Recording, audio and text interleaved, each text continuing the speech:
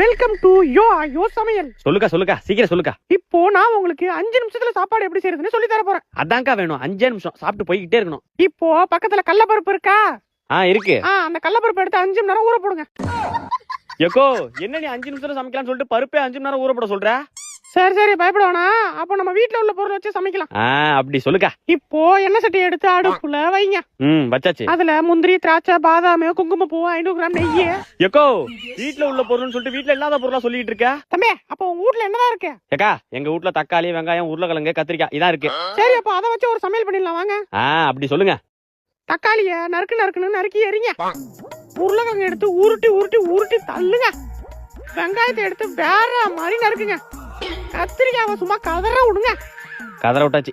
அடுத்து நறுக்குன காய்கறி எல்லாம் சட்டில எடுத்து போடுங்க. போட்டாச்சு. அதுல தேவையான அளவு எண்ணெய ஊத்துங்க. தேவையான அளவு போடணுமா? தேவையான அளவு உப்பு கொஞ்சம் போடுங்க. எக்கோ தேவையான அளவு என்னன்னு தெரியாம தான் நானே வீடியோ பார்த்து சமைக்கிறேன். இப்பயும் தேவையான அளவுன்னு சொன்னா எப்படிக்கா? ஒழுங்கா 1 ஸ்பூனா 2 ஸ்பூனா சொல்லுக்கா. அது தெரியாம தானே தேவையான அளவுன்னு சொல்றது.